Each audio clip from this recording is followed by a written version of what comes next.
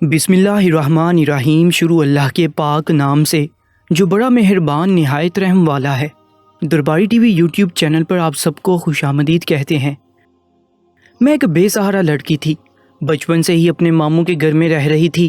میں خوبصورت تھی، اس لیے جلدی میرے رشتے آنے شروع ہو گئے تھے۔ جب میری عمر صرف 17 سال تھی، اپنے گورے رنگ اور دراز قد کی وجہ سے میں اپنی عمر سے 2 سال بڑی لگتی تھی۔ میرے ماموں کا دل کسی بھی رشتے کے لیے راضی نہیں ہو رہا تھا۔ وہ میرے معاملے میں بہت حساس تھے اور کہتے تھے کہ میں ان کی بہن کی ایک ہی نشانی ہوں۔ وہ جلد بازی میں میرے لیے کوئی فیصلہ نہیں کرنا چاہتے۔ اس کے برعکس ممانی کو مجھے اس گھر سے رخصت کرنے کی بڑی جلدی تھی، کیونکہ پیچھے ان کی اپنی بیٹیاں لائن میں لگی ہوئی تھیں اور میری خوبصورتی کی وجہ سے کوئی انہیں پوچھتا بھی نہیں تھا۔ پھر ایک معقول رشتہ آ گیا تو ممانی نے ماموں کو نہ جانے کیا پٹی پڑھائی کہ وہ بھی راضی ہو گئے جلدی سے، اور اس طرح میری شادی ارمان کے ساتھ ہو گئی۔ شادی سے پہلے میں نے ارمان کی صرف تصویر ہی دیکھی تھی۔ وہ بہت خوش شکل انسان تھے، لیکن جب شادی کی پہلی رات میں نے انہیں دیکھا تو میرے تو اوسان ہی خطا ہو گئے تھے۔ میں انہیں دیکھ کر حیران تھی کہ وہ کس طرح سے کمرے میں داخل ہوئے تھے۔ مجھے بالکل بھی اس بات کی توقع نہیں تھی کہ وہ اس حالت میں میرے پاس آئیں گے۔ نکاح کے بعد جب مجھے اس گھر میں رخصت کر کے آئے تو میں دل ہی دل میں خوش ہو رہی تھی کہ چلو میرا بھی گھر بسنے جا رہا ہے۔ میری ساس اور نندوں نے مجھے کمرے میں بٹھایا اور خود بھی بیٹھ گئیں اور کافی دیر تک باتیں کرتی رہیں آپس میں۔ دوسری رشتہ دار خواتین بھی میرے ہی کمرے میں بیٹھی ہوئی تھیں۔ ان سب کو میرے کمرے میں بیٹھے ہوئے تقریباً 2 گھنٹے گزر گئے تھے اور مجھے محسوس ہو رہا تھا کہ ان کا جانے کا شاید کوئی ارادہ ہے ہی نہیں آج کی رات۔ شروع میں تو مجھے برا نہیں لگا، کیونکہ یہی سب ہوتا تھا ہر شادی والے گھر میں، لیکن جب وقت زیادہ ہو گیا تو مجھے بہت کوفت ہونے لگی تھی ان سب عورتوں سے، اور اپنی ساس نندوں پر غصہ آ رہا تھا کہ کیسے انہوں نے سارے خاندان کو جیسے میرے کمرے میں اکٹھا کر دیا تھا۔ میرے سسرال کے ہی کچھ لڑکے تھے، شاید وہ میرے شوہر کے کزن تھے، جو بہانے سے کمرے میں آ رہے تھے اور مجھے دیکھ رہے تھے۔ خاندان کے لڑکوں کا نئی نویلی دلہن کو دیکھنے کا شوق اور تجسس مجھ سے پوشیدہ نہیں تھا۔ بظاہر شریف دیکھنے والے یہ لوگ دل ہی دل میں دلہن کو عجیب نظروں سے تارتے تھے۔ میں بچپن سے خاندان کی شادیوں میں یہ سب دیکھتی آ رہی تھی، لیکن ارمان کا خاندان ہمارے خاندان سے مختلف تھا۔ لیکن یہاں بھی وہی سلسلہ مجھے نظر آیا۔ میرے سسرال والوں کو ہم پہلے سے نہیں جانتے تھے، کسی کے ذریعے رشتہ ہوا تھا، اور یہ سب لوگ میرے لیے بالکل انجان تھے۔ مجھے غصہ آنے لگا تھا کہ جس کے لیے میں اتنا تیار ہوئی ہوں، جس کے نکاح میں ابھی آئی ہوں، وہ تو کہیں نظر ہی نہیں آ رہا، اور اب ہر ایرا گیرا شخص بار بار بہانے سے میرے کمرے میں آ کر مجھے دیکھنے کی کوشش کر رہا ہے۔ میں نے اپنی نند کے کان میں سرگوشی کرتے ہوئے کہا کہ ان لوگوں کو یہاں آنے سے منع کرو، تو اس نے کہا کہ یہ سب میرے کزن ہیں اور بہت شریف ہیں، تم ان کی فکر نہ کرو۔ نند کی بات سن کر مجھے تعجب ہوا تھا۔ شاید ہر کسی کو اپنے خاندان والوں پر یقین ہوتا ہے اور وہ انہیں شریف لگتے ہیں، حالانکہ مجھے وہ کہیں سے بھی شریف نہیں لگ رہے تھے، یا پھر شاید میں دوسرے خاندان کی لڑکی تھی، اس لیے مجھے وہ عزت نہیں دے پا رہے تھے جو اپنی خاندان کی لڑکیوں کو دیتے ہیں۔ اس لیے میری نند تو مطمئن بیٹھی تھی، لیکن مجھے الجھن ہو رہی تھی۔ رات کے 1 بجے وہ سب میرے کمرے سے چلے گئے تو میں نے شکر کا کلمہ پڑھا۔ میرا موڈ بالکل خراب ہو چکا تھا۔ ایک تو تھکن سے میرا جسم چور تھا، اوپر سے شور شرابے کی وجہ سے میرے سر میں بھی درد ہو رہا تھا، اور میرے شوہر صاحب تھے جو ابھی تک میرے کمرے میں آئی ہی نہیں تھے۔ آہستہ آہستہ شادی کا سارا شور اور ہنگامہ تھم چکا تھا اور سب سونے کے لیے جا چکے تھے، لیکن ارمان کا تو کوئی اتا پتہ ہی نہیں تھا۔ ان سب کے جانے کے بعد 1 گھنٹہ میں نے ارمان کا انتظار کیا۔ میری آنکھیں نیند سے بوجھل ہو رہی تھیں، لیکن مجھے جاگنا تھا، ورنہ میرا شوہر سوچے گا کہ میں اس کے آنے سے پہلے سو گئی، پھر ساری زندگی وہ یہ بات نہیں بھولے گا۔ میری سہیلی نے کہا تھا کہ شادی کی رات اگر دلہن شوہر کے آنے سے پہلے سو جائے تو شوہر کو یہ اپنی تذلیل لگتی ہے اور پھر ساری زندگی وہ بدگمان رہتا ہے۔ انہی باتوں کو سوچتے ہوئے میں نے اپنے آپ کو جگانے کی بھرپور کوشش کی، یہاں تک کہ رات کے 2 بج گئے۔ اچانک سے دروازہ کھلا، ارمان اندر داخل ہوئے، لیکن جس حالت میں وہ اندر آئے تھے میں سمجھ گئی تھی کہ وہ کیا کر کے آ رہے ہیں۔ وہ لڑکھڑاتے ہوئے بیڈ پر گر گئے، ان کے منہ سے ناگوار سی بدبو آ رہی تھی۔ یقیناً یہ اسی حرام مشروب کی بدبو تھی جس سے مجھے شدید نفرت تھی، اور مجھے بہت افسوس ہو رہا تھا کہ شادی کی پہلی رات ہی میرا شوہر شراب پی کر آیا ہے۔ یہ دیکھ کر تو میرا دل خون کے آنسو رونے لگا تھا، کیونکہ میں ایک بہت ہی نیک اور پرہیزگار لڑکی تھی۔ ساری عمر میں نے کسی لڑکے کے بارے میں نہ سوچا، یہ سوچتے ہوئے کہ جب میری شادی ہوگی تو میں اپنا آپ مکمل طور پر اپنے شوہر کے حوالے کر دوں گی اور میری ذات پر صرف میرے شوہر کا حق ہوگا۔ لیکن ارمان کو اس حال میں دیکھ کر تو میرا دل ڈوب گیا تھا۔ انہوں نے میری طرف دیکھا اور خمار آلودہ لہجے میں مجھ سے کہا تم بہت خوبصورت ہو۔ ایسا کہتے ہوئے انہوں نے مجھے خود سے قریب کیا اور یوں ہماری زندگی کا نیا سفر شروع ہو گیا تھا۔ صبح میری آنکھ سویرے ہی کھل گئی تھی۔ میں نے دیکھا کہ ارمان سو رہے تھے۔ میں نے انہیں جگانا نامناسب سمجھا، لیکن سوچا کہ میں ان کی یہ شراب نوشی کی حالت چھڑوا کر رہوں گی۔ میں نے ارمان کے جاگنے کا انتظار کیا، لیکن وہ دن چڑھے تک سوتے رہے۔ بڑی مشکل سے ان کی آنکھ کھلی تو میں نے انہیں چائے ناشتہ پیش کیا۔ میں نے ان سے رات والے اس واقعے کا ذکر کیا تو انہوں نے کہا کہ ہاں، رات دوستوں نے زبردستی شراب پلا دی تھی، ورنہ میں پیتا نہیں ہوں۔ یہ سن کر مجھے تسلی ہوئی تھی کہ چلو انہیں اس حرام مشروب کی عادت نہیں تھی۔ اکثر ایسا ہوتا تھا کہ یار دوست شادی کے موقع پر اس قسم کی حرکت کرتے ہیں۔ ارمان کی بات سن کر میرا دل کافی مطمئن ہو چکا تھا، لیکن میں نے محسوس کیا کہ ان کا انداز روکھا پھیکا سا تھا۔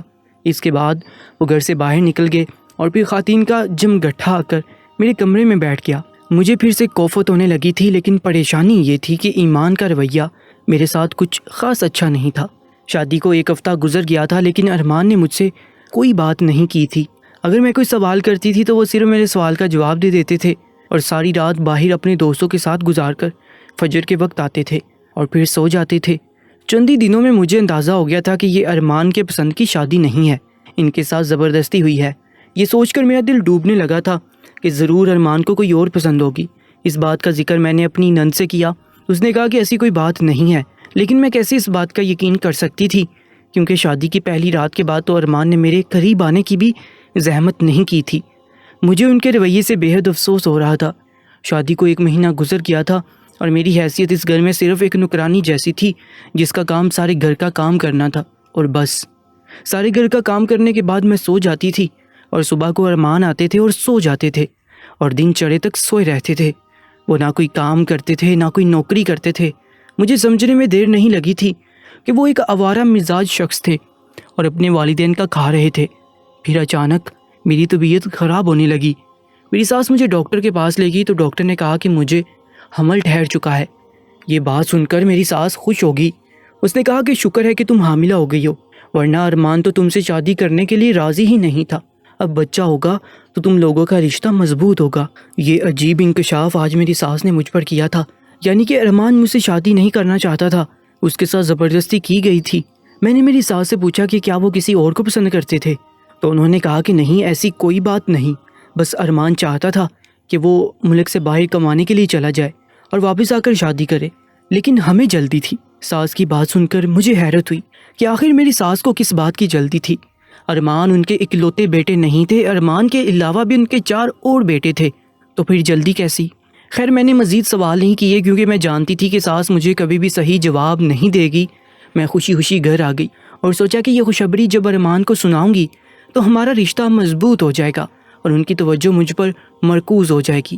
لیکن میری سوچ بالکل غلط نکلی۔ جیسے ہی میں نے ارمان کو یہ خوشخبری سنائی تو انہوں نے سب گھر والوں کے سامنے چیخنا چلانا شروع کر دیا اور مجھ سے کہا کہ وہ میرے قریب نہیں آیا، میں کسی اور کا گناہ اس کے سر ڈال رہی ہوں۔ یہ سن کر تو میرے اوسان خطا ہو گئے تھے اور میری ساس بھی خاص باختہ ہو گئی تھی۔ میری ساس نے ایک زوردار تھپڑ میرے شوہر کے چہرے پر رسید کیا۔ میری ساس نے کہا کہ میں اچھی طرح سے جانتی ہوں کہ یہ بچہ تمہارا ہے اور تم کیوں اس طرح سے کہہ رہے ہو، یہ سب بھی جانتی ہوں، اب میرے گھر سے نکل جاؤ۔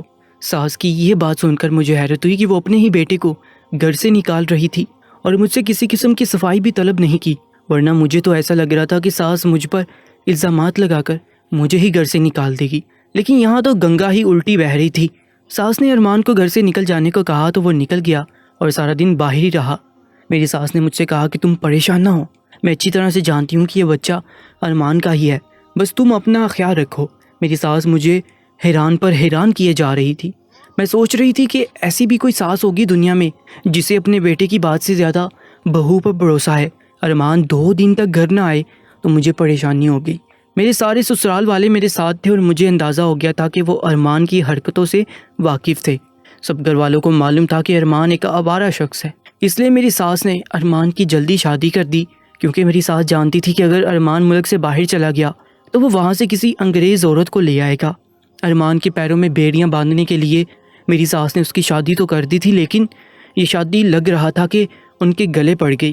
ان 2-3 دنوں میں مجھے احساس ہو چکا تھا کہ میرے سسرال والے یعنی میری ساس، نندے اور میرے دیور یہی چاہتے تھے کہ میں ارمان کی بیوی بن کر اس گھر میں رہوں، شاید ان لوگوں کو میرا مزاج سمجھ میں آ گیا تھا کہ میں ایک شریف لڑکی ہوں، لیکن ان کا بیٹا بالکل بھی شریف نہیں ہے۔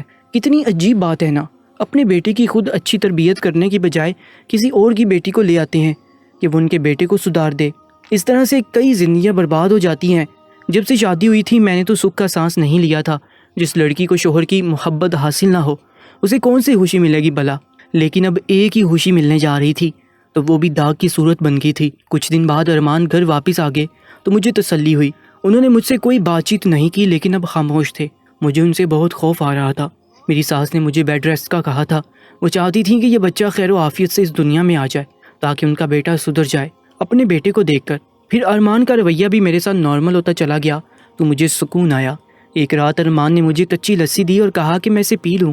مجھے کسی انہونی کا احساس ہوا اور میں نے وہ لسی نہیں پی، لیکن ارمان پر ظاہر کیا کہ میں نے لسی پی لی ہے۔ بھلا رات کو بھی کوئی لسی پیتا ہے؟ میں نے لسی تو نہیں پی تھی، لیکن صبح جب میں اٹھی تو اچانک سے سفید فرش کو دیکھ کر میرا سر چکرانے لگا تھا، کیونکہ سفید ٹائل والا فرش مکمل طور پر سرخ رنگ کا ہو چکا تھا اور ایسا محسوس ہو رہا تھا کہ کسی نے بکرا ذبح کر دیا ہو۔ میں بھی فرش کو دیکھ ہی رہی تھی کہ میری ساس کمرے میں داخل ہوئی اور ان کی چیخ نکل گئی۔ وہ فوراً مجھے ڈاکٹر کے پاس لے گئی تو ڈاکٹر نے کہا کہ میرا حمل ضائع ہو چکا ہے۔ یہ سن کر میری ساس نے رونا پیٹنا شروع کر دیا۔ مجھ سے کہا کہ کیا تم نے ارمان کے ہاتھ سے کوئی چیز کھائی تھی کیا؟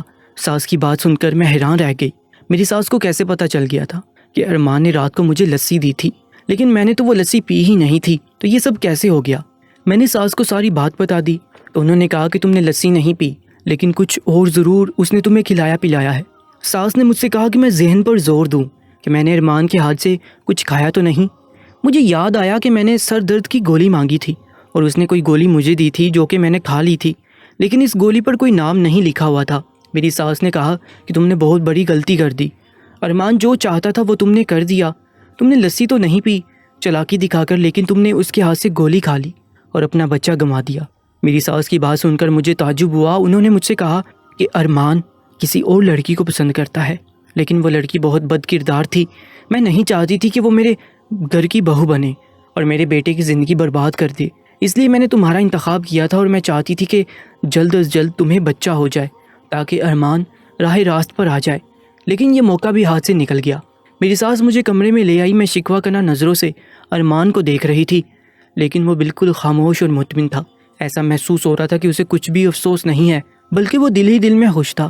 میں نے ان سے کہا کہ انہوں نے میرا بچہ مار کر اچھا نہیں کیا، یہ صرف میری نہیں ان کی بھی اولاد تھی اور انہوں نے اپنی اولاد کا قتل کیا، اور میں نے انہیں بتایا کہ میں سمجھ گئی ہوں کہ یہ الزام انہوں نے مجھ پر کیوں لگایا تھا اور کس کے کہنے پر لگایا تھا۔ یقیناً سب اس بد کردار لڑکی نے ارمان سے اس قسم کا الزام لگانے کو کہا تھا۔ پتہ نہیں کیا خوشی ملتی ہے اس قسم کی لڑکیوں کو دوسروں کا گھر برباد کر کے۔ لیکن پھر کچھ ایسا ہو گیا جو خدا ارمان سے ناراض ہو گیا۔ ارمان کہیں بائک پر جا رہا تھا کہ اس کا ایکسیڈنٹ ہو گیا اور اس کی ریڑھ کی ہڈی کو نقصان پہنچا تھا، جس کی وجہ سے وہ زندگی بھر کے لیے معذور ہو کر رہ گیا تھا۔ یہ خبر مجھ سمیت سب گھر والوں پر قیامت بن کر ٹوٹی تھی۔ ایسا لگ رہا تھا کہ سب کچھ ختم ہو گیا ہے۔ میں اپنے شوہر کے جیتے جی ہی جیسے بیوہ ہو گئی ہوں۔ میرا وہ شوہر جو مجھے ایک نظر دیکھنا نہیں چاہتا تھا، وہ زندگی بھر کے لیے میرا محتاج ہو چکا تھا۔ وہ بستر سے لگ کر رہ گیا تھا اور اس کا ہر کام اب میری ذمہ داری تھا۔ لیکن میری اپنی طبیعت خراب تھی جو بہت مشکلوں سے سنبھلی تھی۔ میری طبیعت ٹھیک ہوئی تو میں نے ارمان کی خدمت گزار شروع کر دی۔ وہ بس میری طرف دیکھتا رہتا تھا اور اس کے آنسو بہتے رہتے تھے۔ مجھے محسوس ہوتا تھا کہ وہ مجھ سے کچھ کہنا چاہتا ہے لیکن کہہ نہیں پا رہا۔ شاید اس کے اندر اتنی ہمت نہیں تھی کہ مجھ سے معافی مانگے۔ ایک دن ہمت کر کے انہوں نے ہاتھ جوڑ کر مجھ سے معافی مانگی تو میری بھی آنکھ بھر آئی۔ میں نے ان سے کہا کہ کہاں ہے وہ لڑکی جس کی خاطر اور جس کے کہنے پر آپ نے ہماری اولاد کو موت کی گھاٹ اتار دیا تھا، اور آج آپ کی یہ حالت ہے کہ آپ دوبارہ اولاد پیدا کر ہی نہیں سکتے۔ خدا آپ سے اس قدر ناراض ہو گیا کہ آپ کو اس حالت پر پہنچا دیا کہ جہاں پر انسان کو صرف اولاد کی ضرورت پڑتی ہے تاکہ وہ اس کا سہارا بن سکے، لیکن آپ نے تو اپنا سہارا اس دنیا میں آنے سے پہلے ہی ختم کر دیا۔ اگر وہ اس دنیا میں آ جاتا تو ساری زندگی کے لیے آپ کا سہارا بنتا، لیکن آپ نے تو اپنے ساتھ میری بھی زندگی برباد کر دی، صرف ایک بد کردار لڑکی کے کہنے پر۔ آج وہ لڑکی آپ کو صرف اس لیے چھوڑ کر چلی گئی ہے کہ آپ زندگی بھر کے لیے معذور ہو کر رہ گئے ہیں، اور میں آپ کی بیوی ہوں۔ چاہوں تو آپ کو چھوڑ کر جا سکتی ہوں، لیکن میں آپ کو چھوڑ کر نہیں جاؤں گی، کیونکہ میرا دل اتنا پتھر نہیں ہے کہ جس انسان کو میری شدید ضرورت ہے میں اسے چھوڑ کر چلی جاؤں۔ آپ کو مجھ سے نہیں، خدا سے معافی مانگنے کی ضرورت ہے۔ میں نے تو آپ کو اس دن ہی معاف کر دیا تھا، لیکن خدا آپ کو معاف کر دے۔ یہی میری دعا ہے۔ اس لڑکی کے کہنے پر آپ نے مجھ پر الزام لگایا، اسی کے کہنے پر ہماری اولاد کو دنیا میں آنے سے پہلے ہی ختم کر دیا۔ یہ سب کرتے ہوئے آپ نے ایک پل کو نہیں سوچا کہ آپ کتنا بڑا گناہ کر رہے ہیں صرف ایک لڑکی کے کہنے پر۔ کاش آپ اس لڑکی کو راضی کرنے کی بجائے اپنے رب کو راضی کر تو آج ہم خوشحال ہوتے۔ لیکن یہی ہمارا مسئلہ ہے کہ جس ذات کو ہمیں راضی کرنا چاہیے، ہم اسے راضی کرنے کی بجائے انسانوں کو راضی کرنے میں لگ جاتے ہیں اور اپنا نقصان کروا لیتے ہیں۔ میری بات سن کر ارمان رونے لگے تو مجھے بھی دکھ ہوا۔ میں نے کہا کہ میں اس کا علاج کرواؤں گی۔ ہم سب گھر والوں نے ان کا بہت علاج کروایا، یہاں تک کہ اسے ملک سے باہر بھی لے کر گئے۔ میری ساس اور میرے سسر نے اپنی عمر بھر کی جمع پونجی ارمان کے علاج میں لگا دی اور ان کو فائدہ بھی ہوا۔ اب ارمان کافی بہتر ہو چکا تھا۔ 5 سال تک اس کا علاج چلتا رہا اور فائدہ ہوا۔ وہ تھوڑا بہت چلنے پھرنے کے قابل ہو چکا تھا۔ اس کی ریڑھ کی ہڈی کو اتنا نقصان نہیں پہنچا تھا۔ ایسا محسوس ہو رہا تھا کہ ان کی توجہ اور معافی قبول ہو گئی ہے۔ آج ہماری شادی کو 15 سال ہو چکے ہیں اور ہمارا ایک بیٹا بھی ہے۔ دیر سے ہی صحیح لیکن ارمان کو عقل آ گئی اور خدا نے میری بھی مدد کی کہ میں اپنے شوہر کو اس حال میں چھوڑ کر چلی نہیں گئی اور دوسری شادی نہیں کی، حالانکہ میرے پاس آپشن موجود تھا۔ دوستو، آج کی سچی کہانی کے بارے میں اپنی قیمتی رائے سے ضرور آگاہ کیجیے گا اور ایسی ہی کہانیوں کے لیے ہمارے یوٹیوب چینل درباری ٹی وی کو سبسکرائب کر لیجیے گا۔ اپنا بہت زیادہ خیال رکھیں۔ اللہ نگہبان۔